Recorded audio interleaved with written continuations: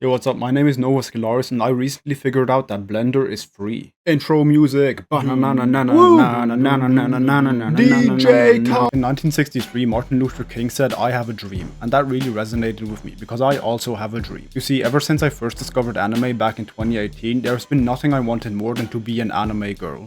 Very relatable, right? And at the beginning of 2024, I made that dream come true by creating my own Vtuber model and becoming a Vtuber, which is like the next best thing to becoming an anime girl. Or is it? You see, during my time as a VTuber so far, I have been trapped in 2 dimensions, which makes it very hard for me to show off my massive ass. But the good thing is, I have a 54-step plan to solve that problem. Step 1, I will go to my local university and kidnap some bioengineers. Step 2, I will force them to grow me an anime girl's body in a lab. Step 3, I will transplant my brain into the... Oh, wait. I don't have a brain. Okay, new plan. I will create a 3D model using Blender and Unity and use full body tracking to become a virtual anime girl. I only have 2 problems though. I don't really know shit about 3D modeling or Blender or Unity or art or 3D tracking or rigging. To be honest, I don't really know shit about anything, but that's okay because the same was true when I made my 2D model and that turned out somewhat fine, right? Step 1 was to download Blender. Hell yeah, fucking nailed step 1. Easy. Next, I needed a way to record a time-lapse in Blender of the modeling process. Fortunately, there's a plugin for that. Unfortunately, it costs $15, which is about $115 more than I currently have in my bank account, so I just decided to use OBS for recording and I got to modeling immediately. Since I had no idea how to use Blender, I went to YouTube and searched up Blender tutorial. Psych, that's what a sensible person would have done. My goal was to get as far as possible without using a tutorial because I don't like people telling me what to do. No Blender Guru, I'm not making a fucking donut. Get out of here. I did however use Blender Guru's Google Doc which had all of the Blender shortcuts listed in it, so I at least knew what buttons to click. It was quite useful, so I'll leave a link to it in the description for anyone else who also wants to use it. I started off by modeling the most important part of any 3D model. The ass. Apart from it being my favorite part of the human body, it also seemed like a reasonable place to start since I could easily move on to the torso, arms and legs and make sure the proportions are reasonable. But since I've never studied anatomy and I haven't seen a woman in real life since the day I downloaded Fortnite back in 2016, I had no idea what the actual proportions of a female body are. By the way, that was a joke, I don't actually play Fortnite. In any case, when it comes to life, I live by the simple rule of work smarter, not harder. This is not because I am particularly smart, but because I am extremely lazy, which really shows when it came to modeling the legs. Considering that 80% of my legs were covered by my boots, I decided that instead of modeling the legs and putting them inside of my boots, I would just skip the legs entirely and only model the boots instead. This would have 2 benefits. 1, I'd save time by not modeling something that you can't see anyway, and 2, I wouldn't have to model feet because feet are gross. My apologies to all the feet enjoyers out there, but y'all are fucking weird. And this is coming from an autistic femboy who is friends with a furry, so my standard for calling something weird is pretty fucking high. There is however one drawback to not modeling actual legs, and that is if I ever want to change my outfit in the future, which, spoiler alert, I will, I have to model legs at some point or another, but that's a problem for Future Nova, and I really like making Future Nova's life harder. There were 2 parts of the modeling process that I was avoiding the same way Twitter users avoid common sense, but just like a colonoscopy, at some point you'll just have to get in there and do it. And those 2 parts were of course the hands and the face, because those 2 places were small and detailed and it would be very noticeable if you fucked them up. I'm not an artist, but as someone who has drawn once or twice, I've always tried to hide the hands in a position where they wouldn't be seen, because I suck at drawing hands just slightly more than I suck at drawing in general. But surprisingly, modeling the hands in 3D happened to be slightly less difficult than I expected. They obviously didn't turn out perfect, but they were good enough to get the hand job done. Now it came time to modeling the face, and that part was particularly dreadful at first. After not even attempting to model a face out of fear that I would fail, I had a brilliant idea. What if I downloaded a head from the internet and then Frankensteined it onto my model? Unfortunately, I don't have any footage of me trying that, but it didn't work in the slightest and ended up looking like a fucked up Funko Pop. So instead I finally gave in and looked up a tutorial and found a really good one by this guy. Now I'm not even going to attempt to pronounce his name out of fear I might get cancelled, but there's a link to this video in the description because it was extremely helpful and easy to follow. The video is in Japanese, but the English subtitles are practically perfect, so if you can read, it shouldn't be a problem. And if you can't read, then you probably shouldn't be trying to learn Blender anyway because you clearly don't have your priorities in order. Next I had to model my outfit, and at that point I realized that the outfit on my 2D model didn't really make much sense. The leg straps didn't really connect in any logical way, and the boob holders and stuff didn't really make much sense in 3D either, so I redesigned some parts of my outfit in a way that I thought looked better anyway. I was going to add more stuff, but I wanted to keep it simple for now to prevent my brain from exploding, since I still had no idea what I was actually doing. Some of the angles I get into for modeling the shorts are kinda sus, but I would like to remind YouTube that this video is for educational purposes, so please don't delete my channel. When it came to modeling my shoelaces, I genuinely wanted to game over myself, because holy shit, that's a lot of fucking shoelaces. Who designed this garbage? I tried a bunch of work smarter not harder type things to make the process less tedious, but in the end I just had to make them one by one, which not only took hours to do, but also made me want to never open Blender ever again. Now, obviously they are far from perfect, but like, so is your face, so shut the fuck up. Anyway, after recovering from my mental breakdown, I went on to create the hair, and this is where stuff started going to shit for multiple reasons. You see, for creating the hair I used this guy's tutorial, which basically showed you how to make hair using something called a nums curve. At least I think that's what it's called. I still don't know shit about Blender. This is a pretty decent method because you can create one as a base and then duplicate it to make individual strands. Now if you only make one and you place it on the head, it looks like someone placed a very clean turd on your head. But if you make many of them and shape them properly, it should look like hair. I was off to a decent start since it didn't look bad from the front, but when I got to the back, that's where shit started going to shit. I was trying to manhandle these nums curves in a way that made them look decent, but it just kept getting worse the more I added. Part of the reason it didn't look good is because I made all of the hair sprout out of one origin point on the scalp, as if I were growing a palm tree on my head. Now obviously this is not how hair normally grows on a head, and for some reason it took me 3 hours to realize this, at which point I had already finished all of the hair and just thought to myself, fuck this, I'll just redo the hair another time and not show anyone the back of my model until then. And just like that, we're done with the modeling. Now the actually hard part begins. First off, I'm not racist, but I really don't want to be grey, so the first thing I had to do was paint the model. No offense to y'all grey people out there. Because of the fact that I like women who look like they're dying of a vitamin D deficiency, I decided to go for a very pale skin tone for the base. Now when it comes to painting a 3D model, ideally you would have a drawing tablet that you can use in Blender. But because I am financially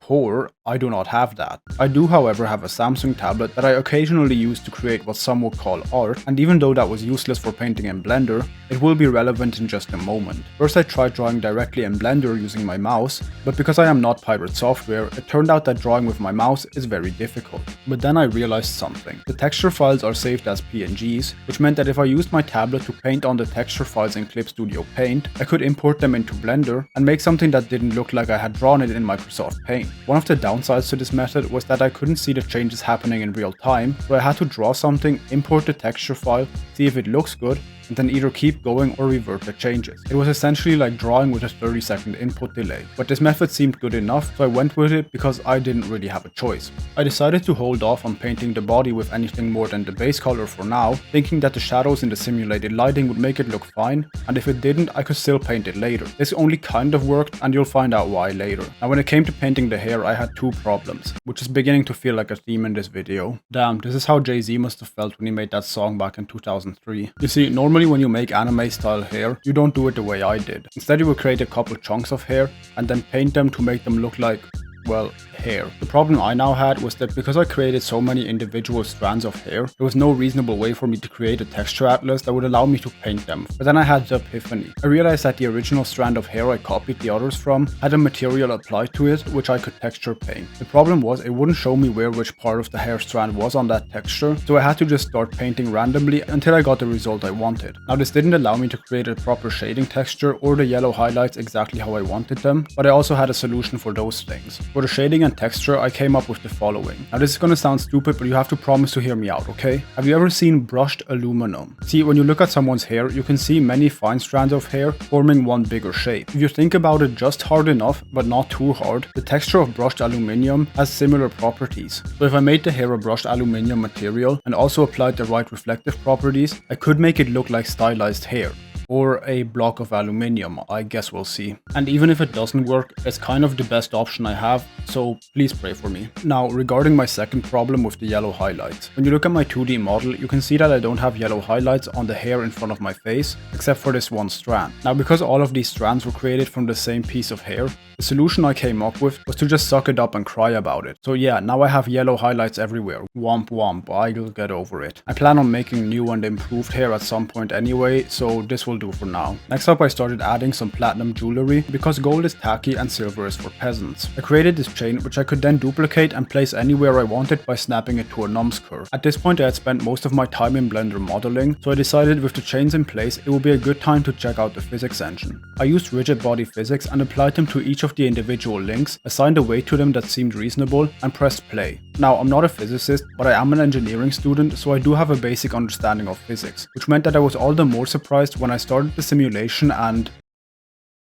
yeah, so this completely goes against my understanding of physics and jewelry. Since the last time I was in a jewelry store, the chains weren't exploding around me like hand grenades in an active war zone. However, after analyzing the chain for a while and wondering where it all went wrong, I came to the conclusion that it was probably the moment I became a Vtuber and moved on to something else. I didn't manage to fix the physics issue, and since it wasn't a pressing matter anyway because I initially planned on using this model in vrchat before creating any animations with it, I elected to ignore the problem of the exploding chain for now. I added these sword earrings as well because I happened to find them as a free model on TurboSquid, and I happen to have the exact same earrings in real life as well, so I thought it would be kinda cool. After creating some more jewelry, I realized that the inside of my mouth didn't have any teeth, which is a fairly important part for the inside of a mouth, especially for me, because as you can see on my 2D model, one of my ear piercings has a chain that connects to one of my fangs. Now, I'm not gonna lie, I really didn't feel like modeling teeth because it seemed like a lot of work for something that you wouldn't be able to see for most of the time. So instead I decided to download this free model from TurboKit and alter it in a way that made it look the way I want. I don't know why the fuck they imported like that, but after messing around with it for a while, I managed to make them fit pretty decently. Unfortunately, I also came to the conclusion that it wasn't really possible for me to have the fangs outside of my mouth in the way I have them here and still make them look good. But I was still determined to have the chain itself attached to my fang, which should still be noticeable when I open my mouth. Okay, now that I was actually done with modeling, I had to start with what was the absolute worst part of creating any 3D model.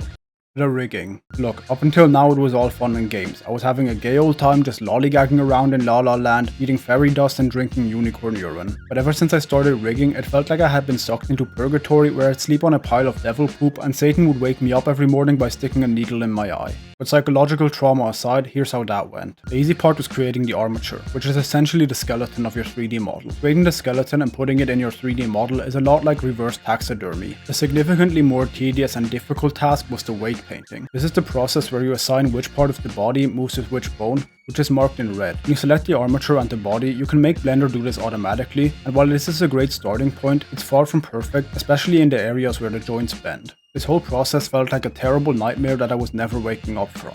Anytime I weight painted one thing, something else started moving, and then things that were supposed to be moving stopped moving, and then started distorting in ways that even Mr. Fantastic couldn't fathom. Also, during this whole process, I was thinking to myself that it would be a lot easier if I were a woman, because then I could use my own body as a reference as to how it's supposed to move. But this also might just me trying to justify the fact that I want to become an anime girl in the first place. Or, you know, some other reason, I don't know. There have been times where I just thought about giving up and having my model move around like Elastigirl, but eventually I managed to make it look semi-decent. Now, some of the more observant viewers might have noticed that I added bones to the hair as well, and be thinking to yourself, real hair doesn't have bones. Yeah, fucking obviously, you dumbass. The reason the hair needs to have bones in weight painting is for vrchat. I'll explain this further in just a minute when I enter Unity, which is like right now because I'm done weight painting. Thank God that's over, that took way too long. Okay, so I decided to rig the model for full body tracking in vrchat first for two reasons. Firstly, because it's the easiest way to set up full body tracking for a model, and secondly, because vrchat is where all of the e-dating servers are and your boy really needs a girlfriend. Step 1 was to install the vrchat companion into Unity, which is almost as easy as installing Blender, so obviously I fucking nailed that step as well. Then after importing the model into Unity and applying all of the texture files, I opened the vrchat companion control panel and it told me I can't upload models into vrchat.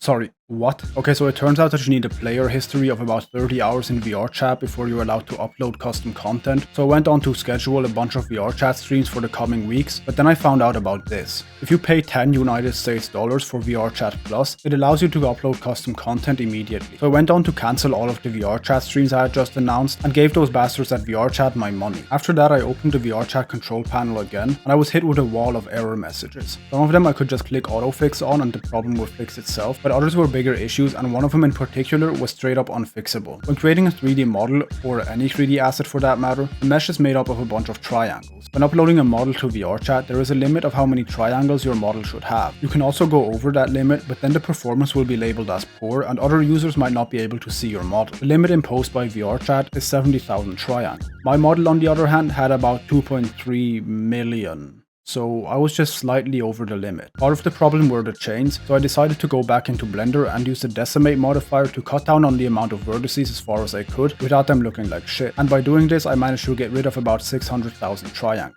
I did this to a couple other areas on the model as well to get it down to 1.5 million triangles, which is still nowhere near 70,000, but it was about as good as it was gonna get for now. By the way, later when I actually got into VRChat, I realized that I could have just made the chains a rope instead, which would have had significantly less triangles and looked exactly the same in VRChat. But I decided to keep the chains anyway so I could use the 3D model to animate my lore video soon, so keep an eye out for that. Now it's time to add some rigging to the hair. In VRChat this is done using something called fizz bones, which are essentially bones that aren't part of your skeleton, so you can apply physics to them. This is where the hair bones come in. I'm gonna do the same thing for the chains and ears later, but I decided to keep it simple for now so my PC wouldn't crash like one of Boeing's airplanes. So now it was finally time for me to become an anime girl, I mean test the model in VRChat. I ordered some 3D trackers which made me go bankrupt, please sponsor me Vive, strapped myself up like the beginning of a lesbian porn scene and proceeded to load up VRChat. And to my surprise, it actually worked. I was very happy about this because I expected it to not work at all, but after dancing in front of the VRChat mirror for 30 minutes, I went to Twitter and announced my first VRChat stream. I mean, like, I tested the model one time in the test environment, so that means it must work perfectly, right? Okay, I don't have irises. I don't know where they went. That's kind of a problem. Yeah, so it turns out that in the latest SDK of VRChat, the eye bones need to be vertical instead of horizontal. I made mine horizontal because it seemed like the logical thing to do. So when I went into VRChat, it would flip the eyes upward to make the horizontal bone vertical. This, however, didn't seem to be a problem in the test environment, which led to me having to do my first VRChat stream entirely without irises. If you want to see how that went, there's a link to my highlights channel in the description where I uploaded a highlight reel of that stream. Anyway, so after fixing the eye problem and some other minor things, I was essentially done. Yo, check this out. I'm finally an anime girl. Yeah! Fuck yeah. Yo, look at this. I can move in 3D, which is like 2 more Ds than I'm used to. Hey. But kicked in the face, bucko. I can fucking fight people now. This is the best thing ever. Also, you thought this was a real room? What are you, stupid? It's a green screen, you silly goose. Look, you've been fooled. It's all been a ruse. It's a set. Anyways, let me take you to the penthouse and we can finish this there. Anyway, this is where I actually live. It's kind of nice. I bought it pretty recently. Okay, now look, is it the best 3D model in the world? No. To be honest, it's probably not even in the top 5. But it looks like me and it was free. So that's good enough for now, okay? Now, I still have some kinks to iron out. For example, my clothing kind of clips through my skin in this area, which might be against Twitch TOS. And also my shoes kind of go through the floor. And this chain in my face seems to be doing whatever the fuck it wants. But I can fix that later. Now, I can't really show you the back of this model because if I turn around, I think YouTube's gonna ban me. But if you do want to see my full model, please follow me on Twitch. There's a link in the description down below. I'm also going to do a full 3D debut on the date that is currently on the screen here. I also added a bunch of other cool things to this model that you didn't see in this video that I'm gonna show off during my 3D debut. So yeah, please show up for the official debut. Anyway, I'm really glad that this model turned out quite well. Actually, it turned out a lot better than I thought. I genuinely thought it was going to be a disaster and nothing was going to work. So I am actually surprised that I made it this far. And also, if you didn't hate this video, please hit the like button and comment down below what else I should add to this model. I worked really hard on this model and I think it turned out quite well for my first attempt at ever making anything in Blender. So I'm glad it wasn't like a colossal fail or anything. So yeah, I really look forward to improving this model in the future and making a bunch of awesome content with it. Anyway, thanks for watching the video. Bye! Why are you still here? The video's over. What are you still doing here? Get out of my penthouse. What are you doing here? Okay, fine, I'll show you my ass, okay? But only because you stayed to the end of the video. Yeah, check this out. There, you happy now, you horny bastard? Now get out of my penthouse.